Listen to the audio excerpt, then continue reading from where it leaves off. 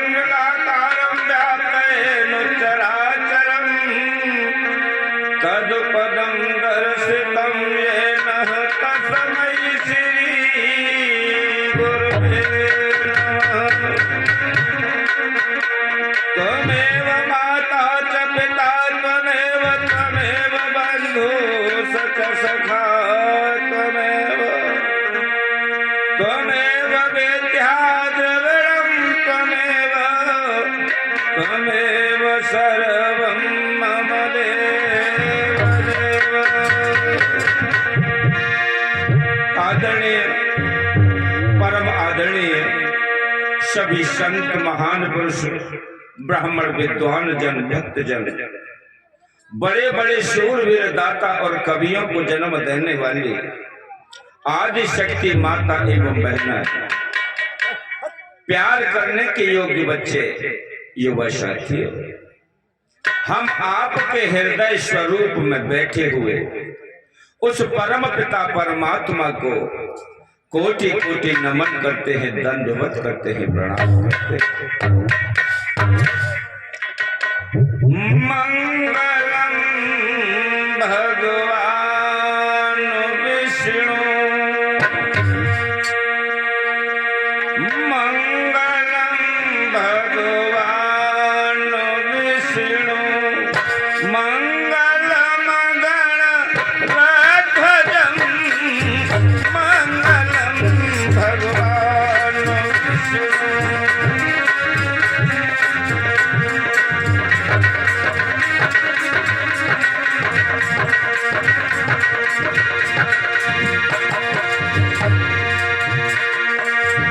मंगलम भगवान विष्णु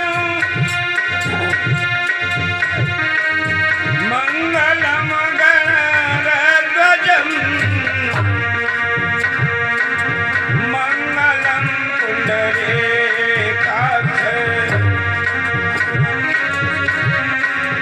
मंगलम पुंडरीकाक्षं मंगलमयत नोहरि भगवान विष्णु।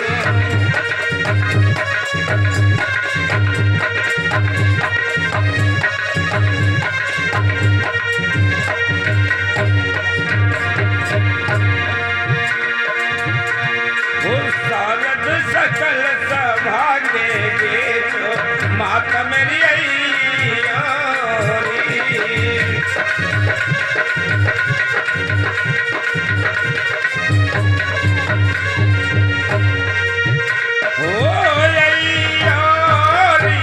माता मेरी आई शारद सकल सभा के बीच माता मेरी आई।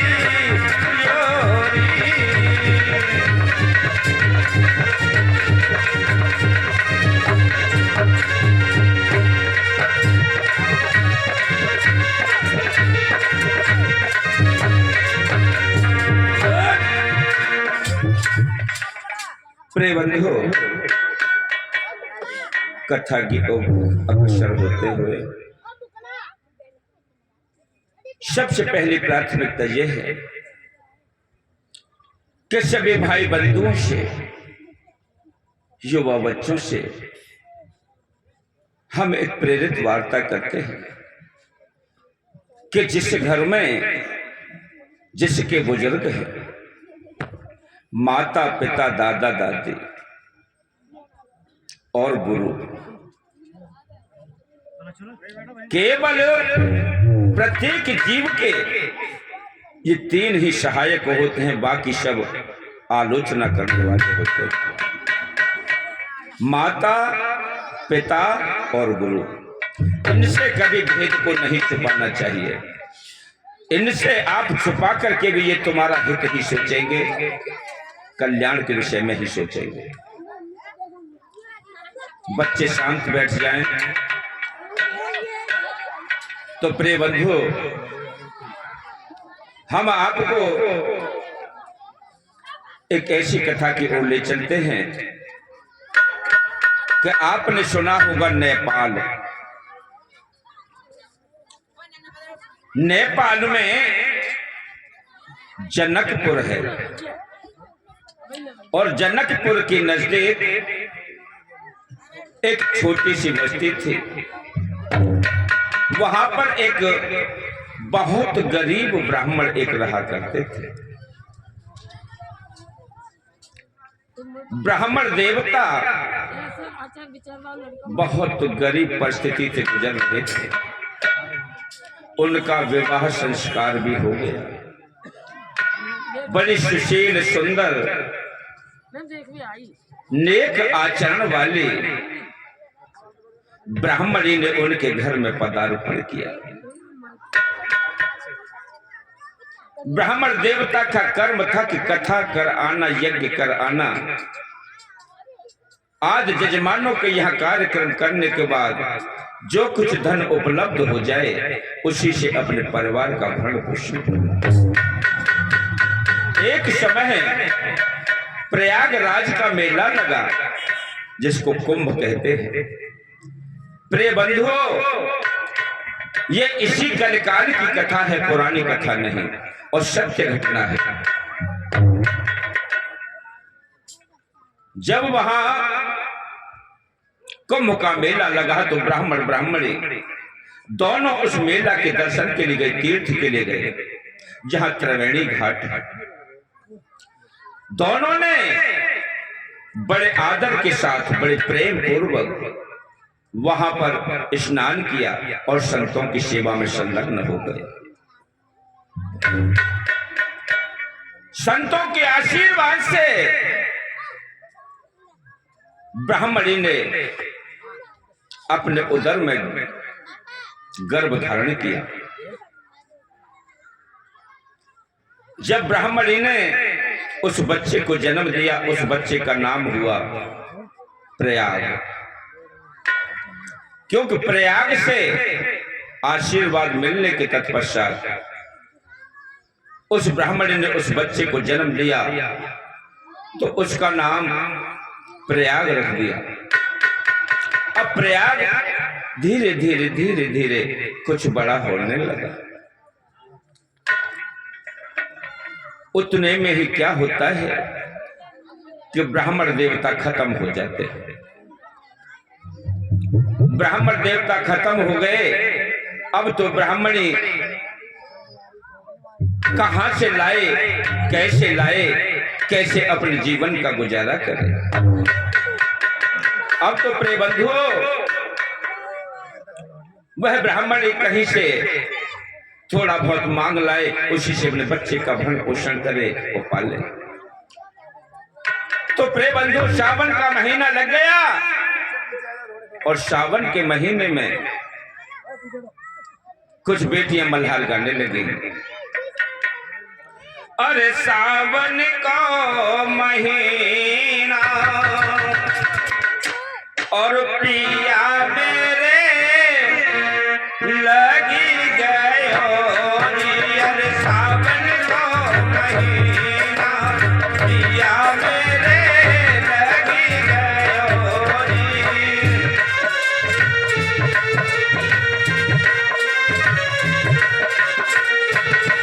अरे सावन का महीना पिया मेरे लगी गयो जी। कोई हम हूँ तो आह को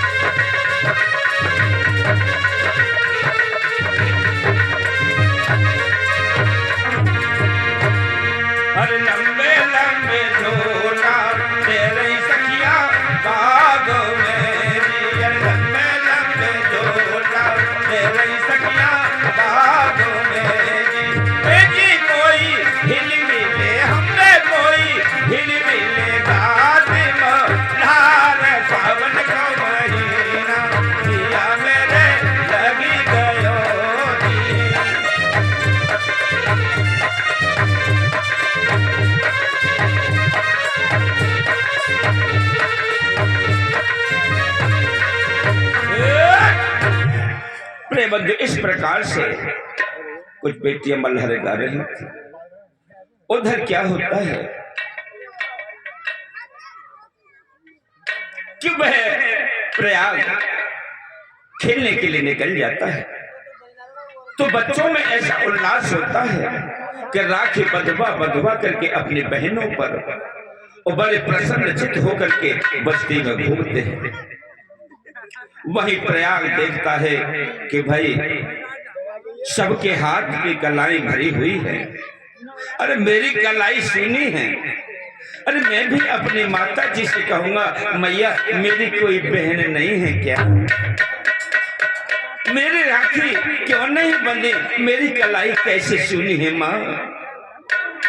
प्रयागदास रोता हुआ अपने आंसुओं को पहुंचता हुआ माता जी के पास पहुंचा और माता जी से कहा ए मैया, ओ मैया, ओ मैया, हाँ लाल क्या कह रहे हो बेटा, कहो मैया हमारी कोई जीजी ना है, क्या कह रहे हो तुम जीजी को, जीजी ना है तो मैया देखिए सबके हाथ में राखी बंध रही है लेकिन हमारे राखी में हाथ में राखी ना है, मैया हमारी बहन हुए तो हम राखी बंधवा लेंगे। अब तो ब्राह्मणी एक तरफ को मुखड़े को करके अपने आंचल से नेत्रों को ढक करके फपक फपक कर रोने लगी और कहती है वारे परमात्मा आज मेरी साजन होते तो शायद यह समय मुझे देखने को सुनने को नहीं मिलता, वो होते तो हो सकता है कि एक कन्या को भी मैं जन्म देती। माता ने उसे दुलारा, अपने प्रेम को आंचल में समेट लिया और बोली मेरे लाल तेरी जीजी है। देखिए माता अपने बच्चे को दुलारने के लिए समझाने के लिए झूठ भी बोल देती है। बेटा तेरी मैया तेरी बहन है। अच्छा अच्छा भैया हमारी बहन है, कहाँ है बताए तो। बेटा तो ते पहले को बड़ी है तो बेटा को ब्याह कर दो हमने, और ब्याह कर दो तो वो चली गई ससुराल, वो बहुत बड़े घराने में मेरे लाल, वो बहुत बड़े घराने में, वो अब हमारे जगह आते ना है। मैया हमें अपनी बहन को नाम तो बताए दो ना। अब उन्होंने सोचा कि हम कहें क्या। माता ने कहा कि मेरे लाल तेरी बहन का नाम है सीता। अच्छा हमारी बहन का नाम सीता है। जब सीता है तो मैया हमारे बहनोई का नाम क्या है। राम जी कहाँ रहते हैं, अयोध्या में रहते हैं। अच्छा अब तो उसने कहते हैं ना कि बच्चे का हृदय बड़ा कोमल होता है। आप किसी छोटे बच्चे के सामने अपनी किसी कथा को कहने लगो तो बिल्कुल कोरा कागज होता है, उसके सीने में चिपक जाता है, उसे आजीवन भर याद रहता है प्रिय बंधु। इसलिए बच्चे के सामने अपने घर में भी कभी अश्लील बातें नहीं करनी चाहिए, बच्चे के सामने किसी गलत कृत्य को नहीं करना चाहिए। अगर बच्चे की नजर में वह कृत्य बस गया तो आप तो सोचते हो कि ये बच्चा है, लेकिन जीवन भर वह उसके हृदय से मिटता नहीं है, चिपक जाता है। तो प्रयाग बोला कि हमारी माता जी सही कहती है। जैसे ही रात्रि हुई और माता जी सोई अपने लाल को लेकर के, तो वह प्रयाग सोया नहीं, माता जी का इंतजार करता रहा कि ये कब सोएंगे। अब माता जी जैसे ही सो गई तो माता जी के पास केवल दो ही धोती थी, एक को पहन लेती थी तो एक को धो करके सुखा दिया था। इस प्रकार से उन्होंने दोनों धोतियों की तय बनाई एक तो पहनी हुई थी, एक एक तय बनाई और बगल में दबाया, और क्योंकि उन्हें मालूम था कि बहन जब राखी बांधती हैं तो कुछ देना पड़ता है, लेकर के प्रयाग और अयोध्या के लिए चल दिए। उनके हृदय में यही भाव था कि अयोध्या में पहुंच जाऊंगा और अपनी बहन से राखी बंधवा करके आऊंगा। चलते चले जाते हैं तो प्रयागदास रास्ते में भगवान का ध्यान करते हुए आगे बढ़ते चले जाते हैं। तो प्रिय बंधुओं, धीरे धीरे धीरे धीरे वही राम सीताराम सीताराम सीताराम सीताराम सीताराम सीताराम सीताराम, वही धुन उनके मन में चलती रही कि मेरी बहन सीता है और राम मेरी बहनोई है और अयोध्या में रहते हैं। अब बेचारा बच्चे होते हैं ना, उनकी लालसा अलग ही होती है। चलते चलते थक गए, कुछ दूर तक चले और एक वृक्ष के नीचे जाकर के लेट गए। वैसे ही निंद्रा ने उन्हें दबा दिया। जब नींद आ गई तो प्रभु राम ने उन पर कृपा की। जानकी से भगवान राम बोले, हे सीते, तुमको जरा सा भी तरस नहीं आता? क्या कह रहे हो प्रभु?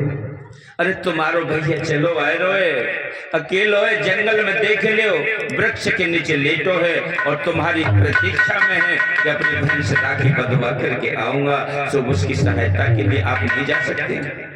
प्रभु, हम नारी हैं, हमको मर्यादा के अंदर ही रहने दो। प्रभु, इस कार्य हमारा ही भैया है, तुम्हारा कुछ नहीं।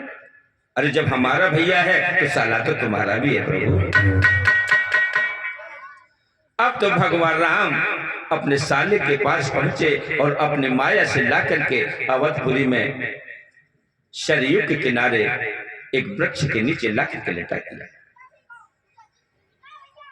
जब वृक्ष के नीचे लेटा दिया तो सुबह का वक्त हुआ और वहां आरती बंदन के लिए लोग जागने लगे और सुबह को कीर्तन होने लगा।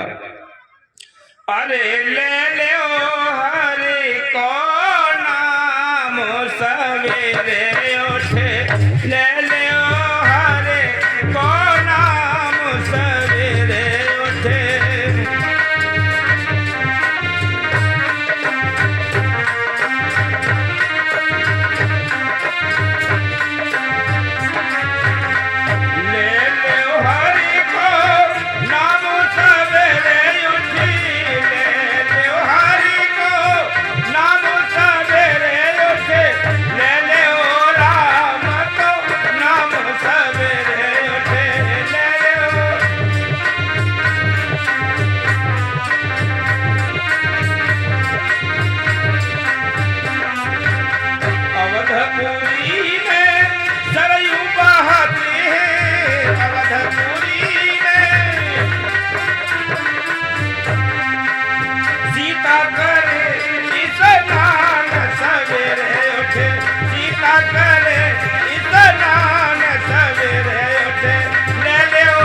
हरि को नाम सवेरे उठे।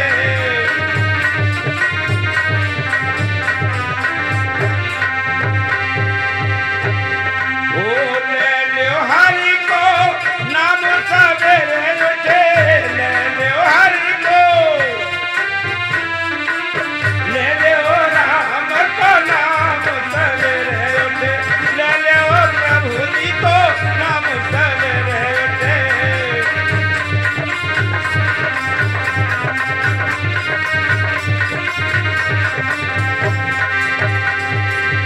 अवधपुरी में मंदिर बहुत है, अवधपुरी में, अवधपुरी में मंदिर बहुत है। अवध सीता करे पूजा पाठ सवेरे उठे, सीता करे पूजा पाठ सवेरे उठे।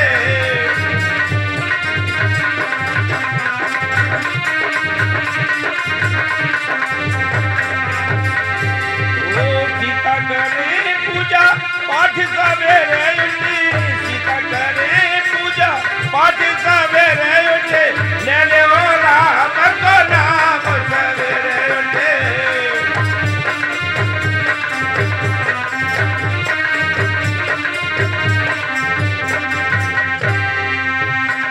वो अवधपुरी में गौए बहुत है अवधपुरी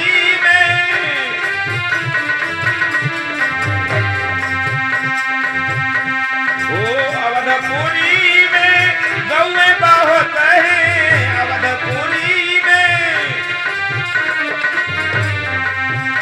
आए सीता करे गौदान सवेरे उठे सीता करे गौदान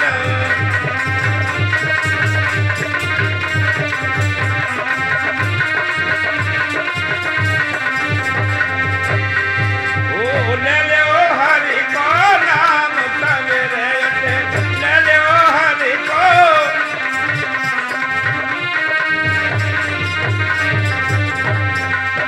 ले ले ओ हरि को नाम सवेरे उठी ले ले ओ हरि को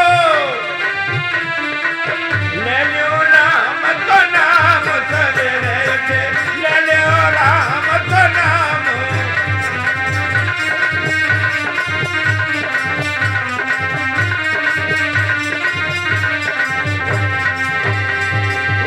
अवधपुरी में संत रहते हैं अवधपुरी में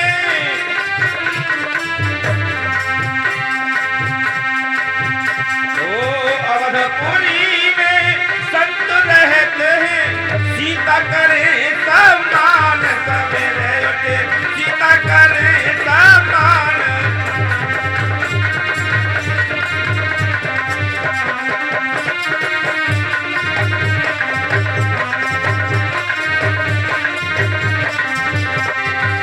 ले ले ओ राम को नाम सवेरे उठे ले ले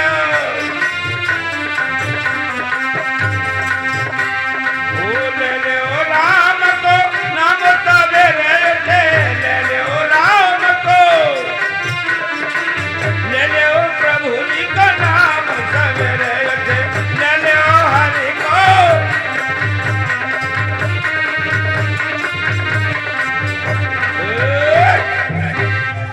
तो प्रिय बंधु इस प्रकार से भगवान की स्तुति हो रही थी। उधर प्रयाग का ध्यान भंग हो गया, नेत्र ज्योति खुल गई और वह सोचने लगे कि अरे वहां तो कोई भीड़ भाड़ नहीं थी जहां मैं सोया था, यहां तो बड़ी चहल पहल की आवाज आ रही है और राम नाम की ध्वनि चल रही है। क्या राम यही मेरे बहनोई की नगरी है क्या? जाकर के पूरी अयोध्या में भ्रमण किया और पूछते हैं कि भैया भैया जरा हमें बताओ कि क्या हमारी बहन कहां रहती है? तो कुछ सोचने वाले देखने वाले देखते रह जाते हैं, बोलते हैं अरे ये बच्चा क्या बोलता है, यहां तो कोई इसकी बहन है नहीं, भैया बताओ हमारी बहन कहां रहती है?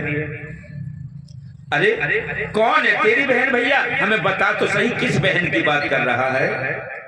हमारी बहन का नाम है सीता। सीता भैया यह सीता नाम की कोई महिला नहीं है और यहाँ उनका कोई घर भी नहीं है और हमारी बहनों का नाम है राम जी। अब तो प्रयाग इस बात को कह रहा था तो बोले कि पुत्र यहाँ कोई सीता राम कोई इंसान तो है नहीं, इस बस्ती में भी नहीं रहते, लेकिन हाँ राम जानकी का मंदिर तो है। मैं मंदिर फंदिर की बात नहीं कर रहा हूं, मोर मंदिर फंदिर की जरूरत ना है, मैं तो अपने बहन बहनों के यहाँ आया हूँ, उनके घर पर पहुंचाए दे, मोर कहाँ है उनको घर। मेरी बहन को नाम जानकी है और मेरी बहनों को नाम राम। बच्चे का बड़ा कोमल हृदय रहता है। उसके हृदय में वही भाव है कि मेरे बहन बहनोई है, एक साधारण इंसान है। अब तो जब उसको अपने बहन बहनोई का कहीं पता नहीं मिला तो निराश होकर के गलियों में रोने लगा। मेरी बहना, मैया जो कहती थी वो सत्य कहती थी कि आप बड़े घराने में ब्याही गई हो, इसलिए हो सकता है कि तुम्हारे हृदय में ऐसा कटु भाव हो कि ये मेरा गरीब भैया है, कहीं मेरी बेइज्जती न हो, इसलिए आप मुझसे घृणा करती हो और मुझे दर्शन नहीं देती, आप मुझे नहीं पुकारती, मेरे पास लेने के लिए नहीं आती, क्योंकि आपको संकोच होगा कि ये भी दीन दुखी दुखियारा, अरे मेरा भाई है, आपकी प्रजा में हंसी होगी। भगवान के हृदय में वह सब जुबान चुन रहे थे कि भाई देखो मेरा परम भक्त है, कितना व्याकुल है, लेकिन भगवान जब तक दर्शन नहीं देते प्रिय भक्तों, जब तक उसकी पूर्ण परीक्षा नहीं हो जाती। भगवान बहुत परीक्षा लेते हैं, इतने कष्ट देते हैं कि उसे विचलित कर देते हैं, लेकिन जो भक्त समय से पहले, हर चीज का एक समय होता है प्रिय बंधु, समय पर ही हर चीज उपलब्ध होती है, समय के आधार पर ही जीवन होता है, समय के आधार पर ही मृत्यु होती है। हर इंसान के जीवन में एक बार ऐसा समय आता है कि उसके पास लक्ष्मी का अंबार लग जाता है। अगर उस समय को सही तरीके से कंट्रोल कर लिया, अगर संभल गया तो उसे फिर जीवन में गिराने वाला नहीं, और उस समय को चूक गया, उस धन का दुरुपयोग कर लिया तो उसे जीवन में फिर उठाने वाला भी कोई नहीं। लक्ष्मी जीवन में एक बार मनुष्य के अवश्य प्रकाश करती है, उस समय को चूकना नहीं चाहिए। तो प्रयाग जी निराश होकर के लौटने लगे। अब तो वशिष्ठ कुंड पर जाकर के एक वृक्ष के नीचे हारे तक बैठ गए और वहां निंद्रा आ गई। जब निंद्रा आ गई तो प्रिय बंधुओं, सीता जी बोले प्रभु भैया को दर्शन दे दो, मेरा भैया वृक्ष के नीचे सोया हुआ है, चलो रघुनाथ जी। अब तो सीता जी निवेदन कर रही हैं, भगवान राम ने हनुमान जी को आदेश दिया कि हनुमान जी अपना ऐरावत लेकर के आओ। हाथी को लेकर के हनुमान जी आए और सीढ़ी लगा करके माता जानकी और भगवान राम को उस हाथी पर सवार किया और पहलवान स्वयं हनुमान जी बन गए। लेकर के चले आते हैं, श्वेत हाथी है, और उस वशिष्ठ कुंड पर आकर के प्रयागराज सोए हुए हैं। उन्होंने स्वप्न अवस्था में देखा कि अरे कोई हाथी पर आ रहा है, हो सकता है कि मैं यहाँ अपने बहन बहनों के पास आया हूँ, कहीं ऐसा न हो कि उन्होंने इस अपनी लज्जा के लिए कि ये दुष्ट हमारी हंसी उड़वाने के लिए यहाँ तक आया है, इसलिए इसे मरवा डालो। तो हो सकता है कि इसलिए इस गजराज को यहाँ भेजा। अब भाई भीत है, और हनुमान जी उस हाथी को लेकर के वहीं आकर के प्रकाशमान हो जाते हैं। हनुमान जी ने सीढ़ी लगाई और भगवान राम उतर करके आए, माता जानकी उतर करके आई। उन्होंने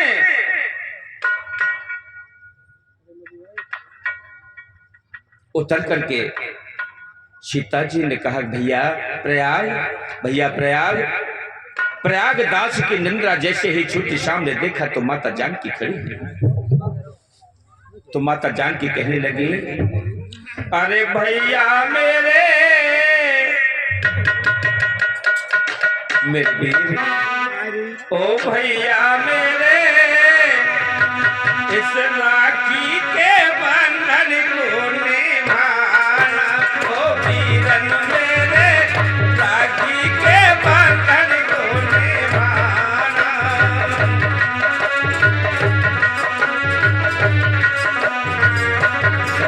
ओ भैया मेरे राखी के बंधन को निभाना, ओ वीरन मेरे। ओ भैया मेरे अपनी बहन को ना भुलाना, ओ भैया मेरे अपनी बहन को ना भुलाना।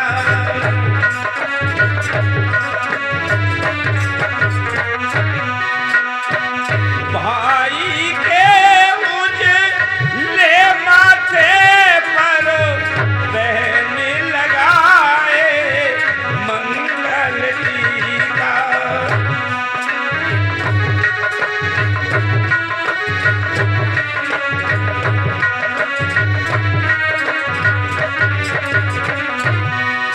ओ भाई के उजले माथे पर बहन लगाए मंगल टीका।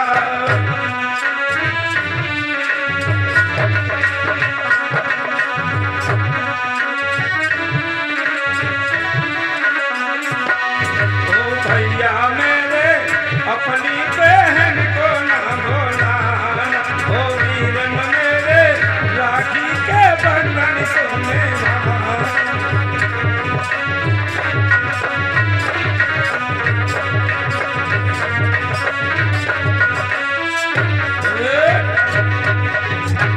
तो प्रिय बंधु, इस प्रकार से माता जानकी राखी हाथ में लेकर के अपने बरात के लिए निवेदन करती है कि मेरे वीरन लाओ तुम्हारी कलाई सीनी है, मैं राखी बांधू भैया। जैसे ही प्रयाग ने कलाई आगे की तो प्रिय बंधु वह दिव्य शक्ति ने अपने भाई को राखी का बंधन किया और बंधन करने के बाद में भैया को ऐसा मिष्ठान खिलाया कि उसको मुखार बिंदु से टच होते ही शक्ति की प्रलय दौड़ गई और चैतन्य स्वरूप हो गया। अब तो प्रिय बंधु वह देखने लगा कि बहन तो मुझसे बतिया रही है, लेकिन बहनों कोई बात ही नहीं करते। लिपट गया अपनी बहनों के पास भी नहीं गया और बहन के कलेजे से लग करके थपक थपक के रोने लगा। बहना तुम्हारी शादी है गई, बाद ना तो तुम गांवों को नाए गए, मैं गांव में मेरे सब मित्रों की राखी बंधी हुई थी, मैं बड़ा बेचैन था। मेरी बहन मेरे किसी ने राखी भी नहीं बांधी। तुम तो इतनी बड़ी रह गई, ज्यादा बड़े राज घराने में हो, सो तुम हमारे पास गरीब ने तो भूल ही जाते हैं, तुम हमारे द्वार पर नहीं गई। सो मैया बहन पिताजी तो खत्म है गए, अरे तुम्हें बुलाने वालों कोई ना हो, अरे मेरे छोटे छोटे पैयाए, अरे बहन में कैसे लिवाने आता, मुझे तो पता भी नहीं था। इस बात से तो मेरी महतारी ने मुझे अब अवगत कराया है। सो बहना मैं तो पैदल पैदल ही अरे तुम्हारी नगरी तक चला आया।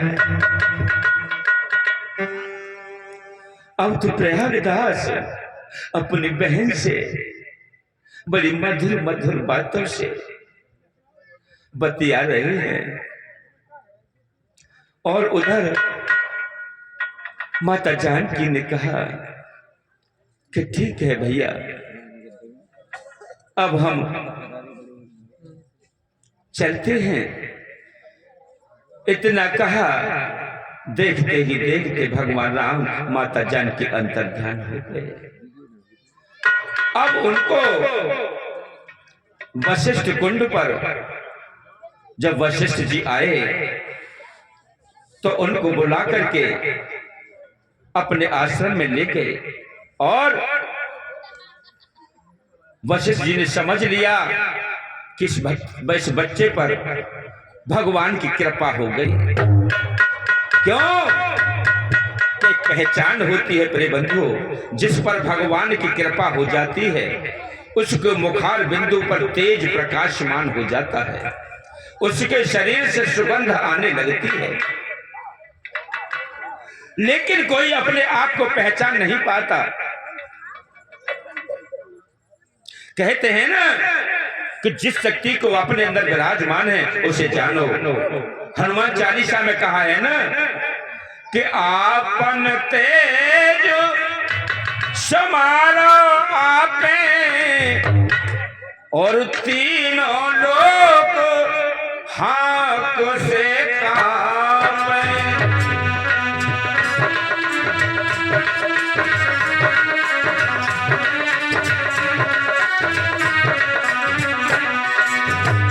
आपन तेज संभालो आपे तीनों लोग हाथ से कांपे।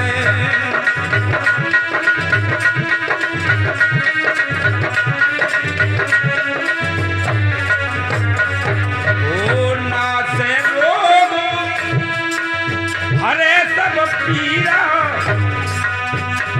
और जपत निरंतर हनुमत वीरा।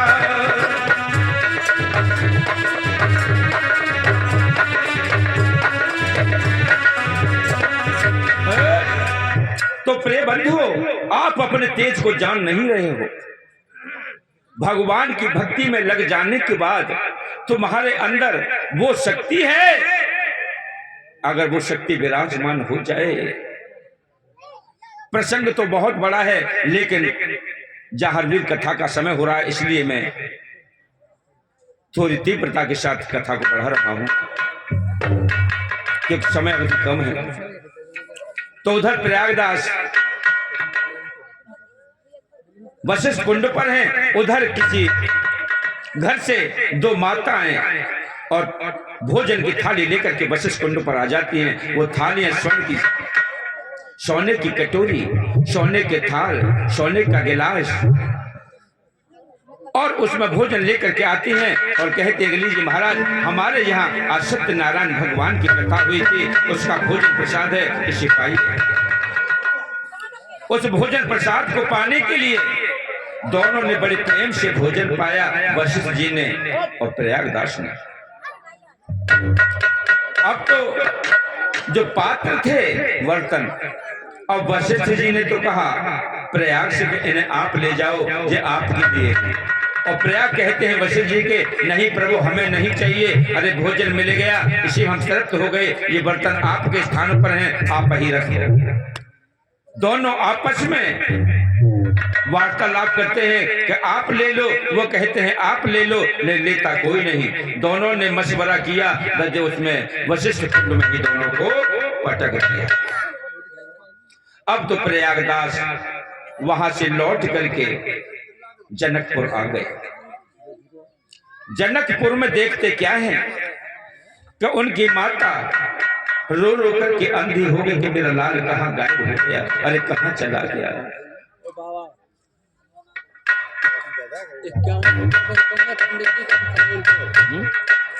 51 रुपया पुष्पेंद्र पंडित जी फाजिलपुर और गाँव। 51 रुपया पंडित जी काले फाले कुछ ना। पुष्पेंद्र पंडित जी फाजिलपुर। ये भगवान की अमृतमय कथा में भेंट करते हैं। परमात्मा इनका कल्याण करे, सदा सद्बुद्धि बनाए रखे, परमात्मा इनके जीवन में तरक्की लाए। ये नरेश कुमार जी 100 रुपए की मुद्रा का भगवान की अमृतमय कथा में भेंट करते हैं। परमात्मा इनका कल्याण करे, सदा बनाए पर दूर करे। अब तो माता रो रो करके बुरा हाल हो गया और जैसे ही प्रयाग नगर में पहुंचे कि मैया, ओ मैया, ओ मैया। मैया बोली, अरे को, अरे को आवाज दे रहे हो है मैया मैया कह के हैं? प्रयाग बोली कि मैया क्या तुझे अपना बेटा पहचान में नहीं आया? कौन बेटा? कौन बेटा? कि मैं तेरा लाल। प्रयाग, बेटा कहां से आ गया तू? अरे तू तो गायब हो गया था। मैं तो ये समझ रहा था कि मेरे लाल को किसी जीव ने खा लिया, जीव जंतु का आहार हो गया, बहुत दिनों से गायब हो गया, पता नहीं चला। माता के हृदय से लगा। उसी समय प्रिय बंधुओं, माता जी का भी स्वर्गवास हो गया। अब तो माता जी भी स्वर्ग को पधार गई। अब प्रयागदास रोने लगे और वहां से लौट करके प्रयागराज के लिए चलने लगे जहां से आए थे। वहां पर लौट करके आए तो रास्ते में भगवान की कथा हो रही थी, भागवत। वहां प्रसंग चल रहा था कि भगवान राम का वनवास हो गया, कि भगवान राम का वनवास हो गया। तो दशरथ जी विलाप कर रहे हैं कि राम लखन क्यों वन को चले गए और क्यों गई जनक दुलार, और मोह बिरहा के दुख में मेरा राम गली का हार, प्राण से प्यारा बेटा, आग का तारा बेटा।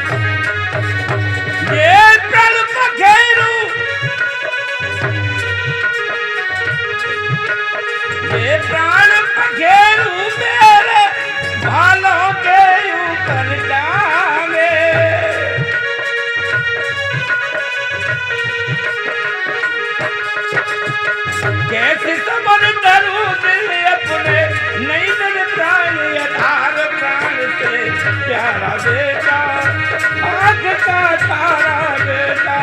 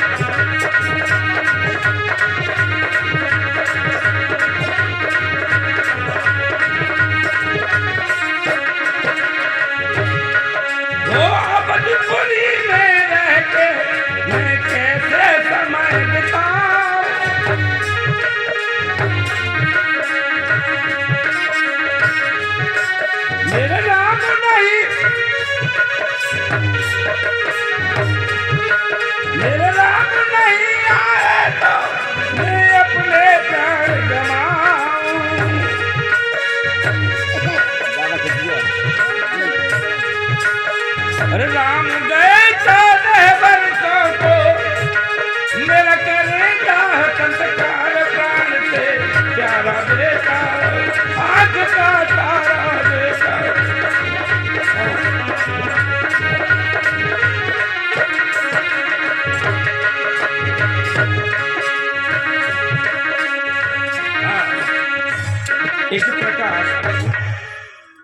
वहां का प्रसंग चल रहा था। तो आचार्य जी कह रहे थे कि भगवान राम पंचवटी पर पहुंचे और वनवास झेल रहे हैं, घास फूस की कुटिया में सो रहे हैं।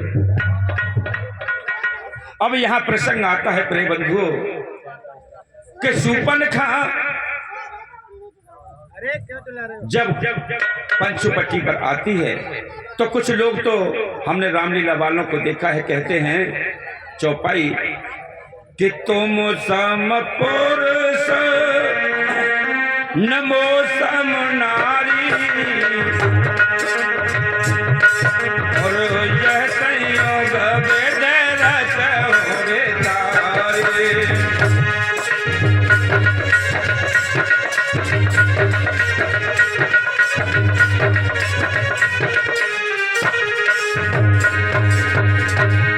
इस प्रकार इस चौपाई को कहा तो रामलीला वाले कहते हैं कि शूर्पणखा कह रही है राम तुम्हारी बराबर सुंदर तो कोई दूल्हा ना है और मेरी बराबर सुंदर कोई दुल्हनिया ना है, हम दोनों आपस में ब्याह कर ले। ऐसे कहते हैं ना रामलीला में पात्र कहते हैं कि तुम्हारे समान कोई सुंदर वर नहीं है और मेरे समान कोई स्त्री नहीं है, इसलिए हम तुम दोनों विवाह करने।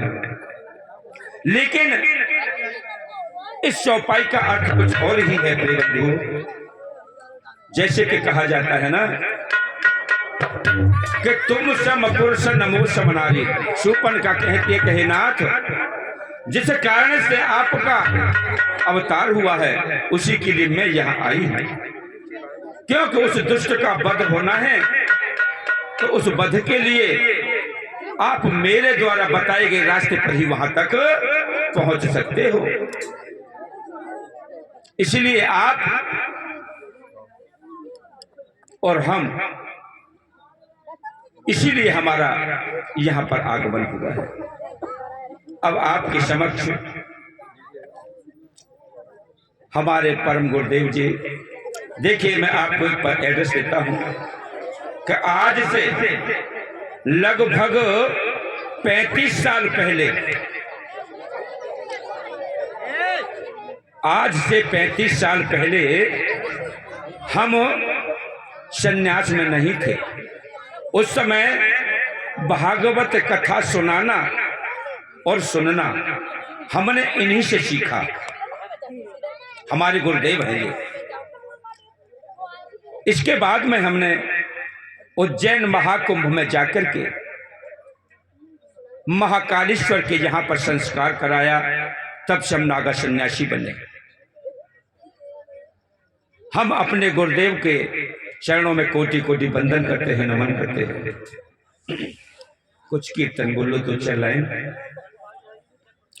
अरे नेकी के कर्म कमा जा